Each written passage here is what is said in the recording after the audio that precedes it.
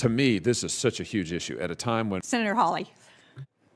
Thank you, Madam Chair. Thanks for having this hearing, and thanks to all of the witnesses for being here. Ms. Hildreth, I want to start with you because I was just so struck by your opening remarks and then your back and forth with Senator Ernst, particularly as it relates to farmers and the challenges that they're facing. Missouri, which is the state I represent, we have 95,000 about family farms in the state, and we're very proud of that. That makes us the second most by number in the entire United States, not by proportion, but by number. And we're not one of the biggest states in the country, so we're very proud of that. And I come from a farming background, and so does my wife.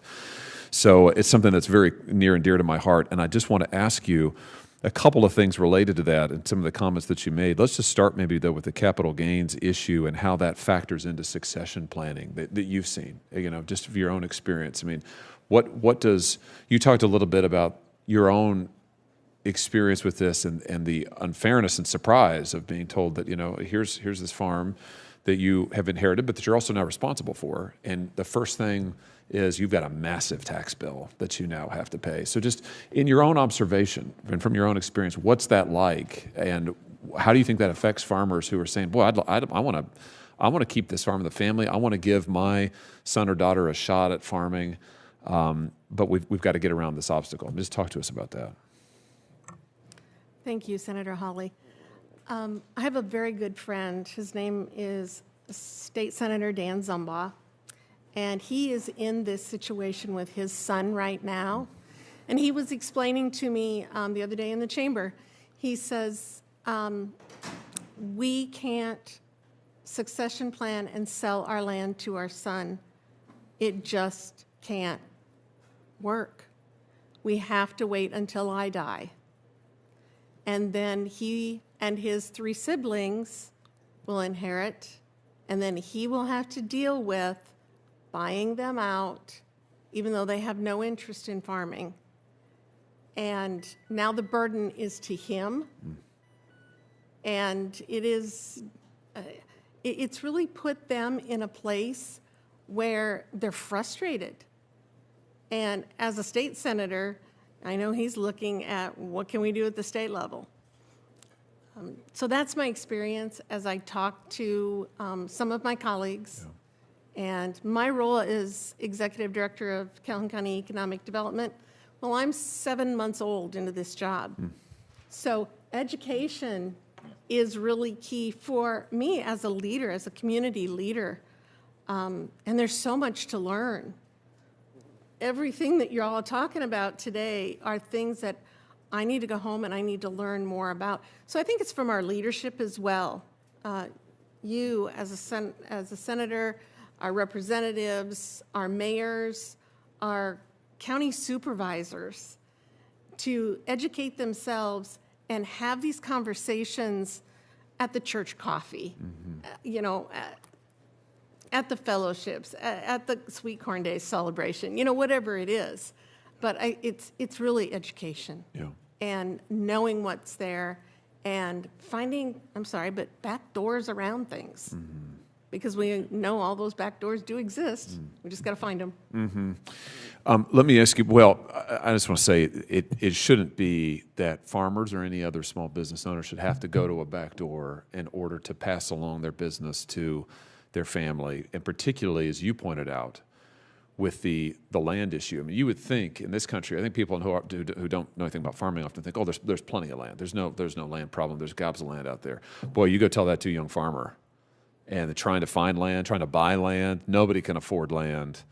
Nobody can get a shot at it. I mean, so this is a huge, huge obstacle that we've got to solve. I want to ask you in my brief remaining time here one other thing actually related to land that you brought up.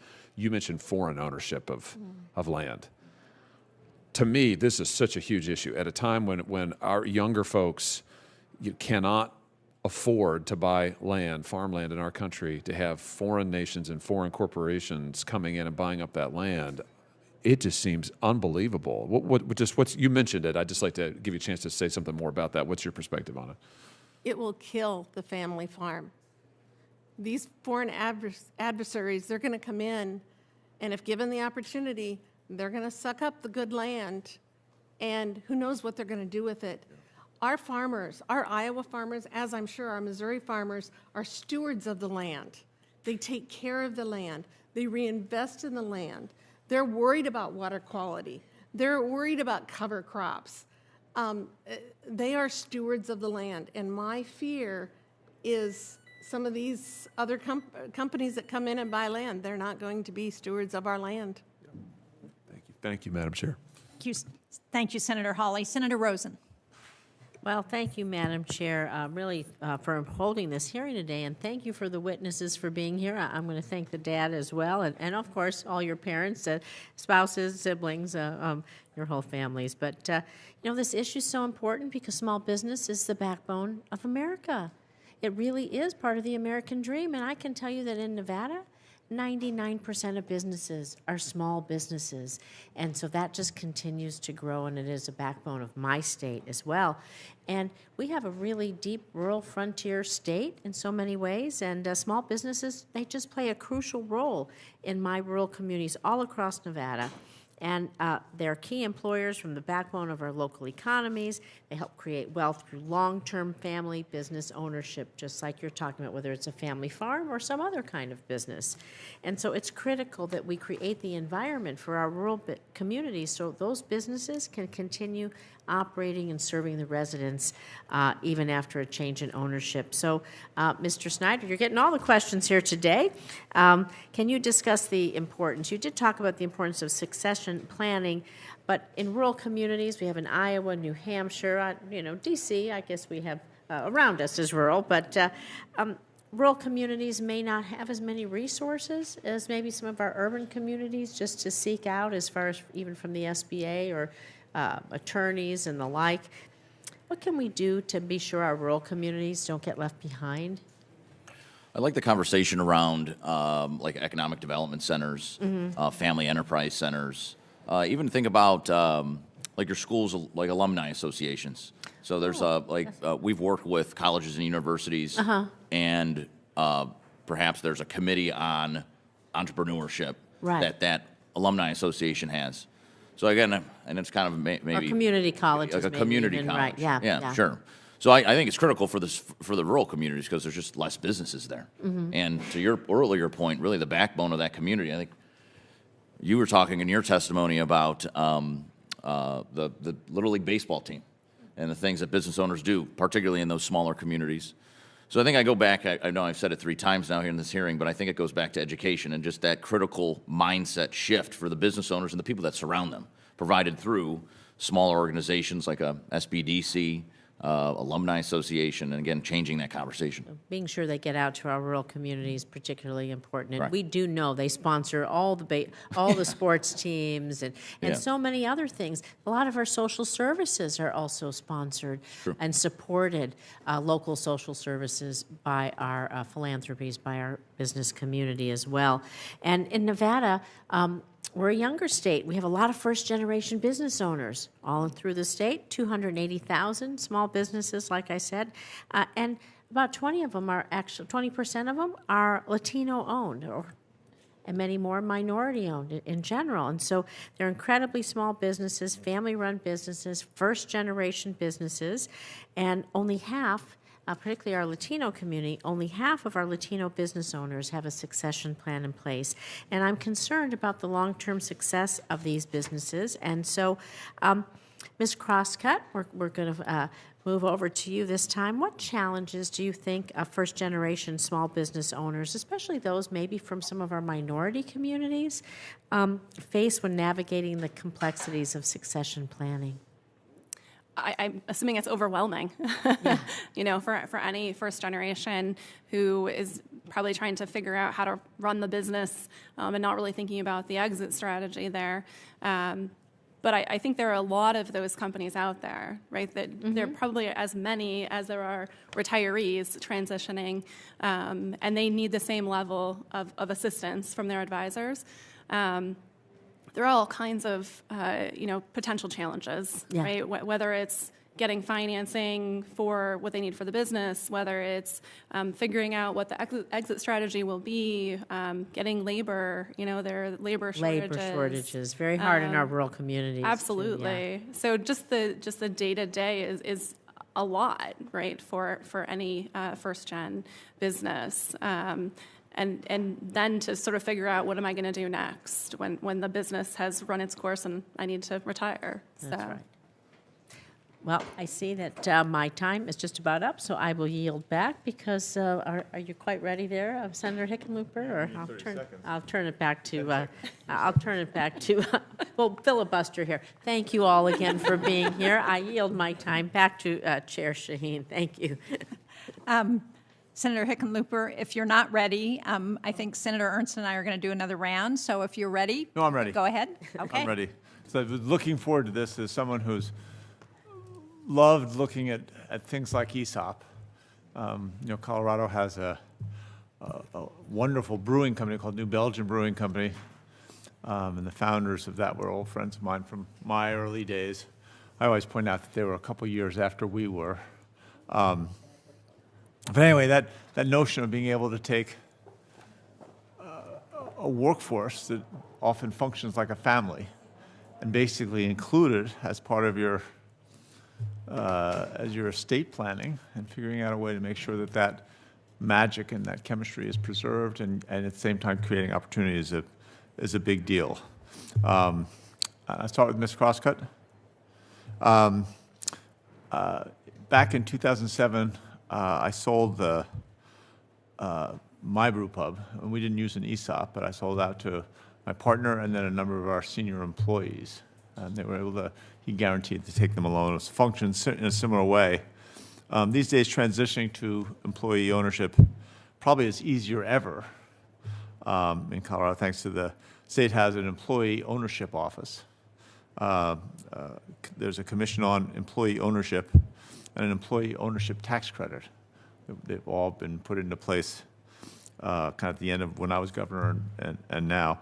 What elements of Colorado's system to support employee ownership should the federal government consider adopting? Thank you for raising that question. I think there are many aspects to what Colorado is doing that the federal government can take as sort of a path, a strategy. One of those is just the idea of setting up state centers with state funding or government funding.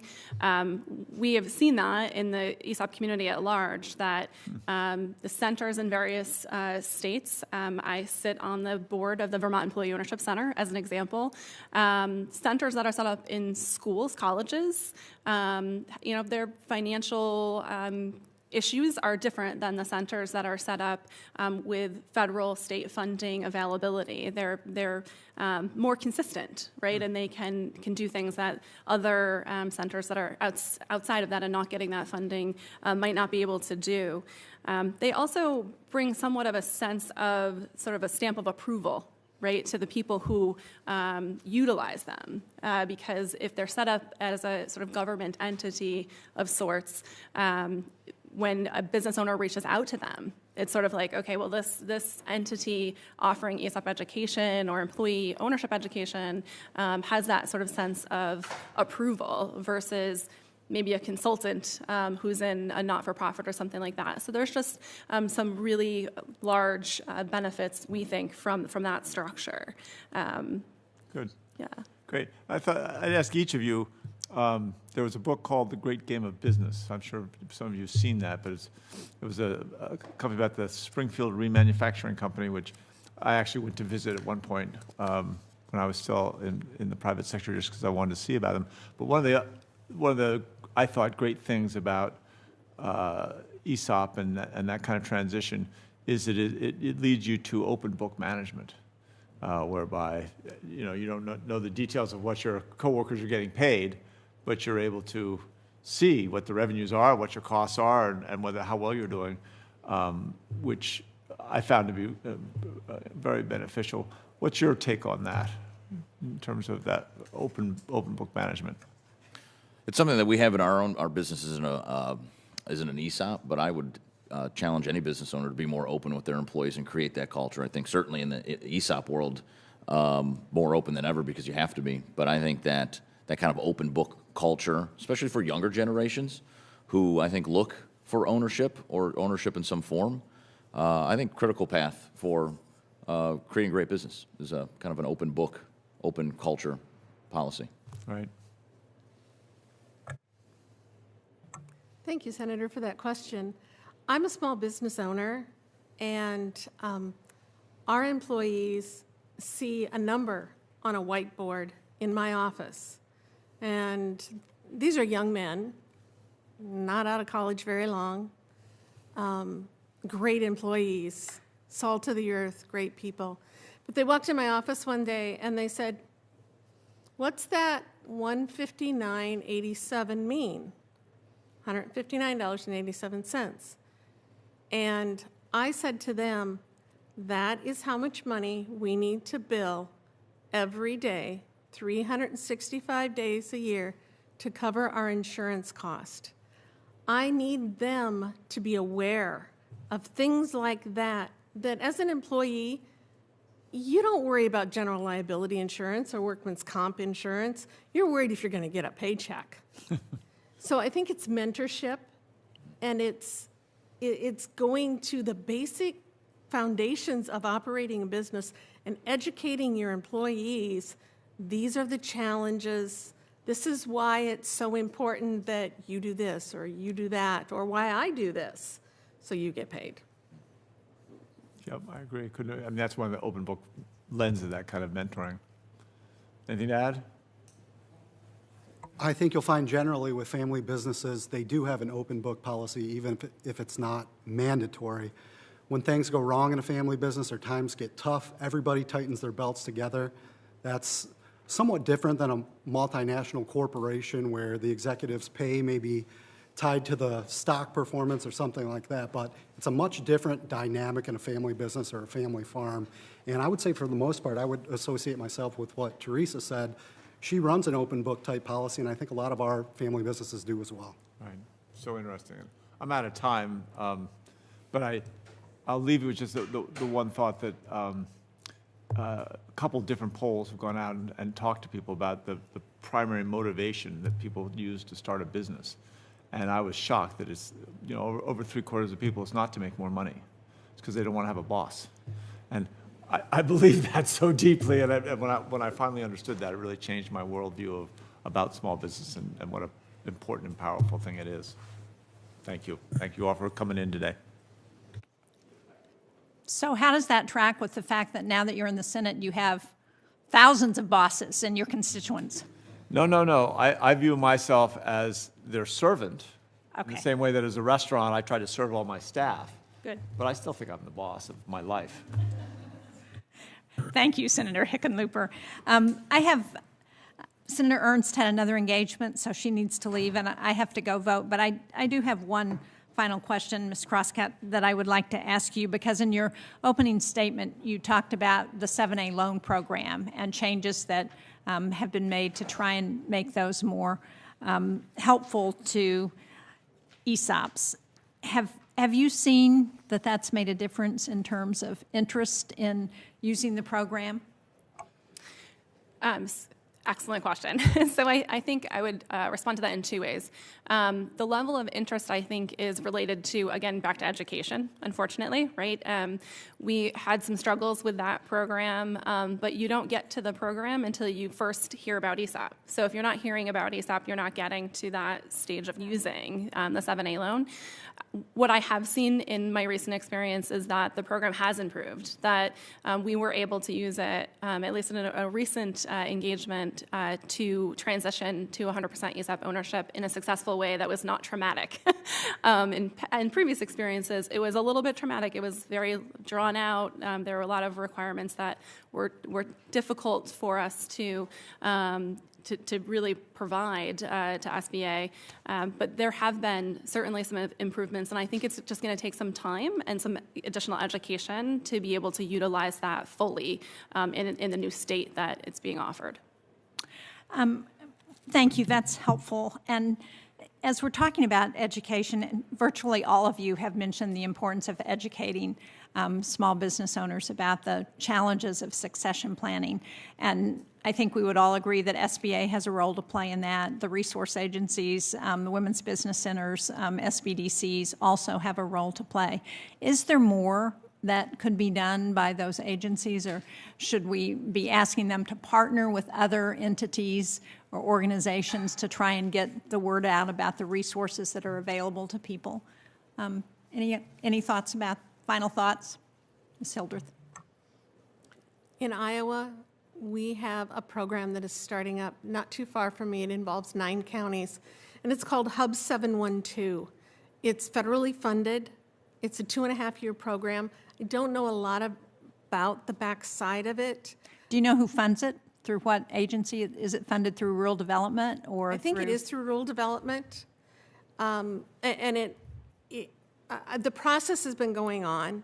The Greater Carroll Economic Development Corporation is leading that for Carroll County and 8 counties surrounding that.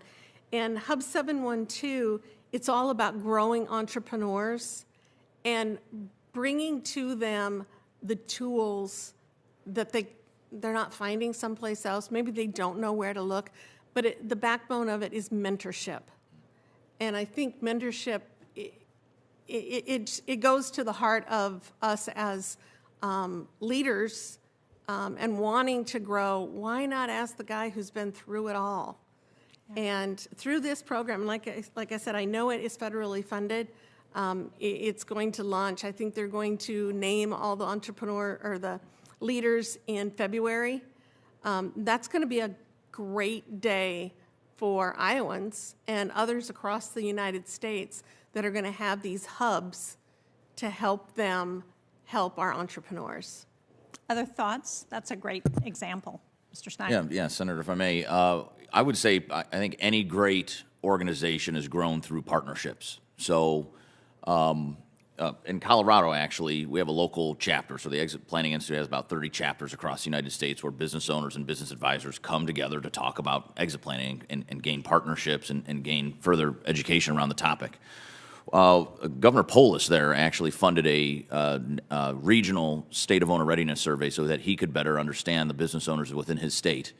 And through that, the ESOP organization through the government has now worked with our organization to fund things like online education, something easy and simple that an owner can come on online to and take, owners forums, further research and whatnot. So yes, the short answer is absolutely. I think the agencies and the organizations locally should look to partner to bring more awareness and education to business owners. Great. Mr. Schoening, Ms. Crosscutt? All right, I'll jump in.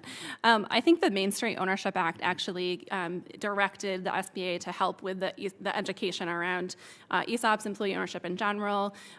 We've seen some of that, but it hasn't been as full, I guess I would say, as we would like it to be. So I would say, yes, there's more to be done. The Act certainly was helpful in sort of providing the directive, but we'd love to see more of that outreach and probably more education for those SBDCs, for example. If they don't have the knowledge, they can't share it. So maybe this committee should direct the SBA in doing more succession planning.